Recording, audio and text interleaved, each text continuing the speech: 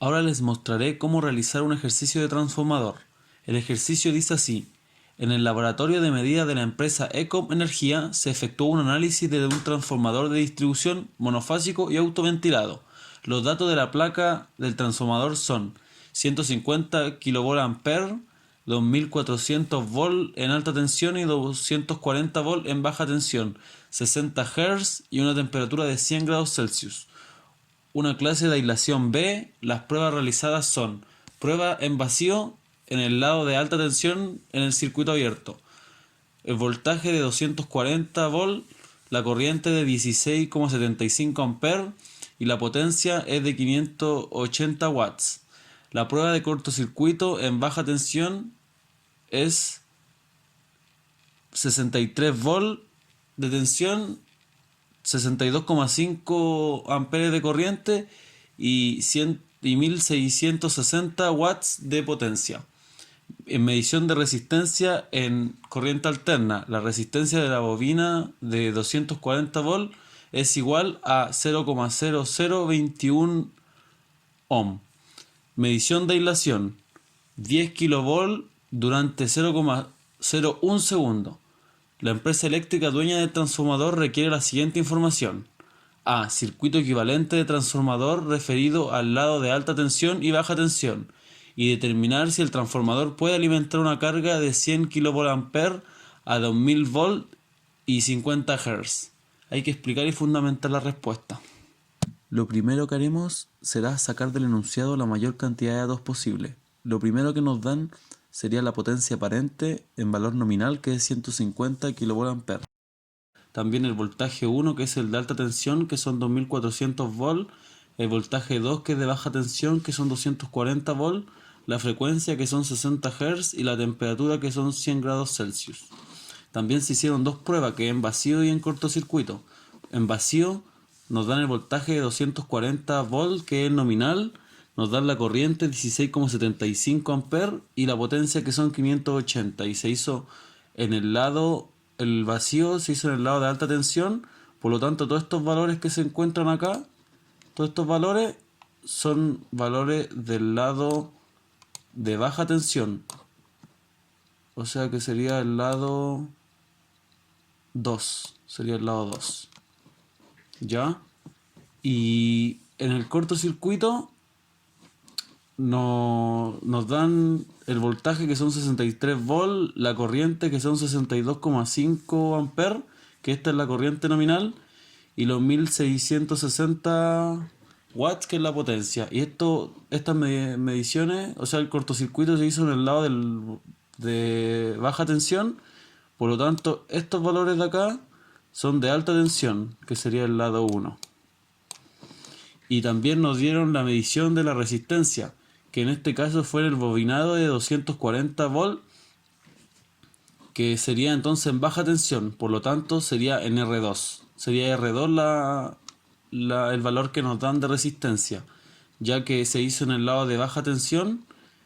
También en este valor de R2 ya está considerado el efecto de Skin, que es el valor de 1,1 que se le multiplica por el lado de la resistencia. Analizaremos el lado del cortocircuito realizado en el lado de baja tensión. Como el cortocircuito se hace en el lado de baja tensión, todos los valores que nos den serán de la alta tensión. Acá ya tenemos los valores que ya medidos, que nos entregan en el enunciado del ejercicio. Y acá tendríamos nuestro circuito equivalente, que es lo que nos resulta de esto de acá. Tenemos la rama Chan y el R1 con el JDX1, que X1 es la reactancia compleja, que es prácticamente la pérdida, y el R1, que es la resistencia del lado 1. Todo esto es del lado 1. Y esto es del lado 1 también, pero con los valores del lado 2, que esta comilla significa que son en referencia al lado 1. Es una comilla en referencia al lado 1, dos comillas en referencia al lado 2. Como en este caso el lado 2 está en cortocircuito, todas las referencias serán respecto al lado 1, al lado de alta tensión. Esta es la rama Chan, que es la pérdida en el fierro y la resistencia que también tiene una corriente de excitación que en este caso es muy mínima, es prácticamente despreciable. Por eso no la consideramos en este caso, ya que es tan mínima que se desprecia, dándonos el siguiente circuito, que serían en serie la reactancia y la resistencia. Nos queda acá todo en serie y después nos quedaría la resistencia equivalente y la reactancia equivalente con el mismo voltaje de V1. Por lo tanto, la resistencia equivalente sería la suma de las dos resistencias que están en serie, el R1 y el R2'. Igual la reactancia equivalente, que sería X1 y más X2'. También nos da este parámetro que es prácticamente una fórmula, que el A cuadrado por la resistencia del lado que corresponden. Esta es la referencia al lado 1 con la comilla, pero este es el lado que realmente le corresponde, que como ya dijimos anteriormente, R2 es 0,0021 ohm. Y con esto fórmula igual que la reactancia, es muy similar. Y con estas fórmulas continuaremos nuestro ejercicio. El parámetro de A es siempre V1 partido en V2 o I2 partido en I1. En este caso, como ya tenemos los datos del voltaje, vamos a poner el voltaje de alta partido en el voltaje de baja, que eso sería 10. Después de eso trabajaremos con la resistencia. Como ya tenemos esos valores, podemos trabajar con ellos. Tenemos R2' igual a A cuadrado por R2. Como ya tenemos A cuadrado, o sea tenemos A que es 10, A cuadrado sería 100 por el R2 que también ya lo tenemos, que es 0,0021. Por lo tanto, el R2' sería 0,21 ohm. Y la resistencia equivalente sería la potencia total del circuito de este lado partido en la corriente que también se encuentra de este lado, que tenemos acá los valores.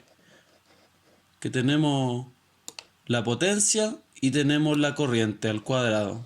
Con simple fórmula de circuito 1 podemos sacar la resistencia equivalente. Y como ya tenemos el R2' y la resistencia equivalente, podemos encontrar R1 con la misma fórmula que ya hemos planteado acá anteriormente.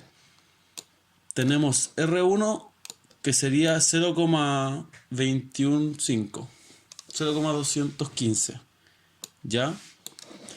Después de eso continuamos sacando la impedancia, que sería V1 partido en I1, que es por el lado en el que estamos trabajando. Sería 63 partido en 62,5 y eso nos da 1,008 ohm. Después, con fórmulas ya pasadas anteriormente, fórmulas conocidas, encontramos la reactancia equivalente. Reemplazando los valores ya obtenidos nos dan la reactancia equivalente. Y con esta fórmula, con este criterio, que siempre es el X1 es igual al X2' y la reactancia equivalente sería el promedio.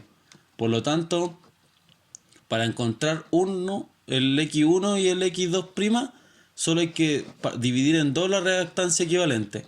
Y eso nos daría 0,457 ohm. Y todos estos parámetros son del lado de alta tensión. Por lo tanto, ya tenemos todos los valores y los parámetros del lado de alta tensión.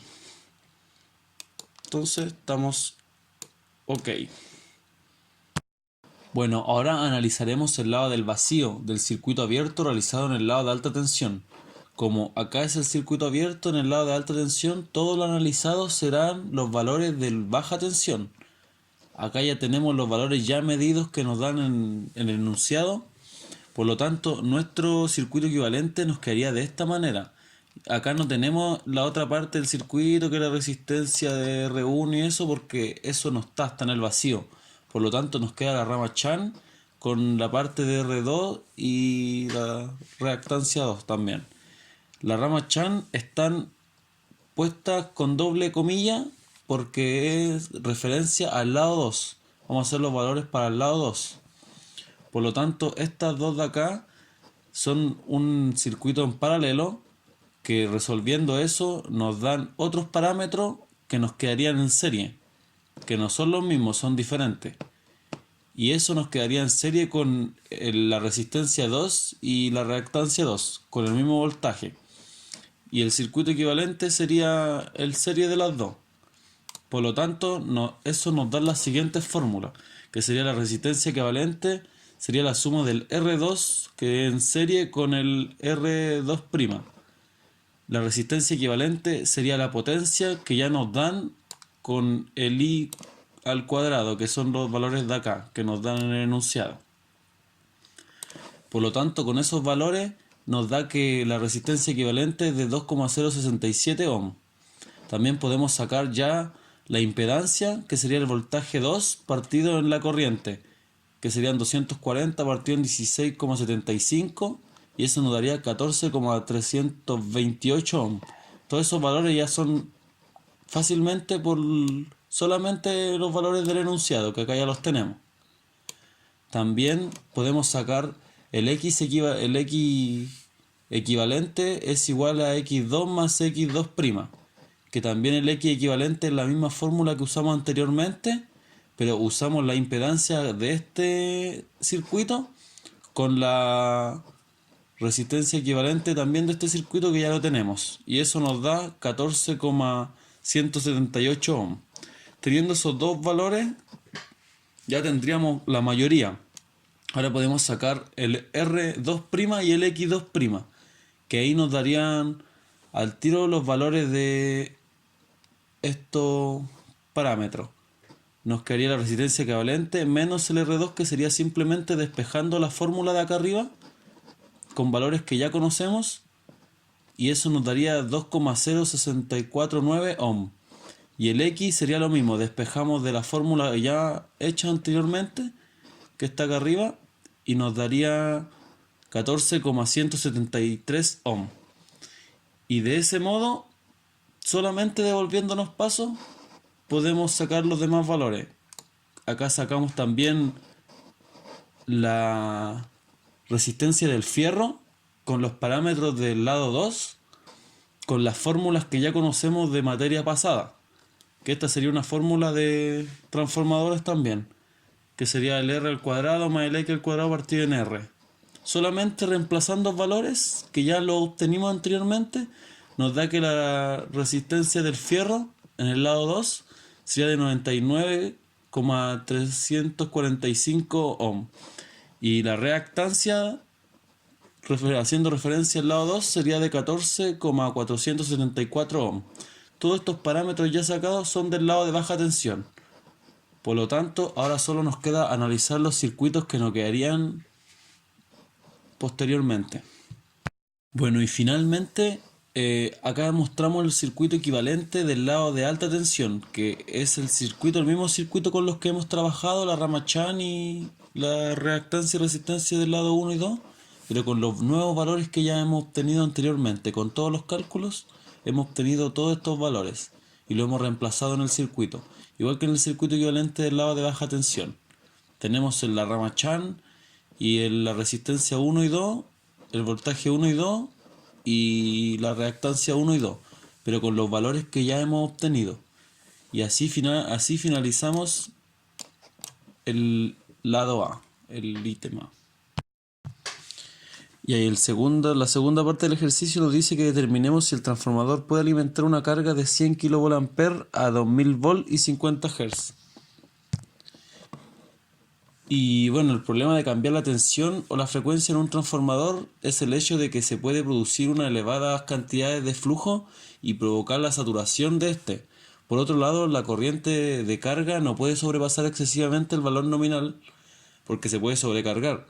Por lo tanto, para que no existan estos problemas se deben cumplir estas dos cosas: mantener el punto de operación del transformador, o sea que esté en el codo de saturación, o sea que el phi, el flujo magnético, sea constante.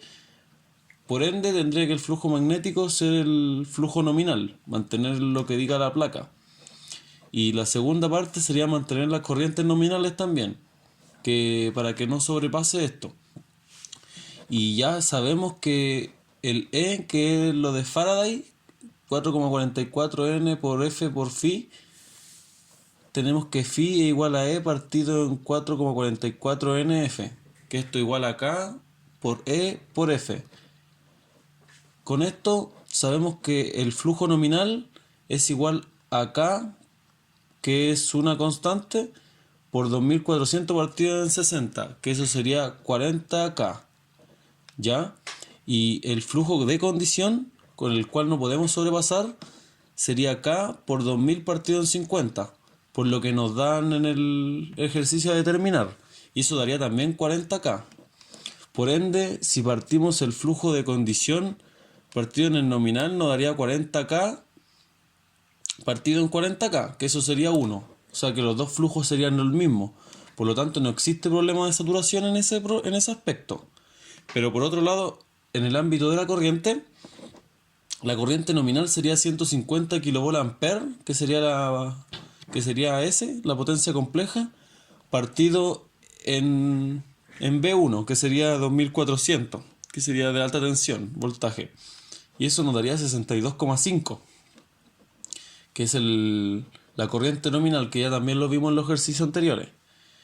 Y tendríamos la corriente de condición, que sería 100 kVA partido en los 2000 volts, que esto nos lo da la parte B, nos lo dice, y esto nos daría 50 amperes. Por lo tanto, la corriente de condición es menor que la corriente nominal, o sea que no habría sobrecarga, ya que no pasa la corriente nominal, que es lo que se pedía. Por lo tanto, tampoco habría problema.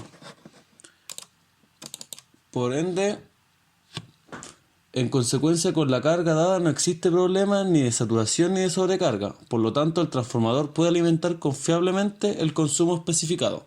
O sea que no habría problema que tomáramos esos valores que se nos piden. Y con eso estaríamos finalizando el ejercicio. Así que eso sería todo.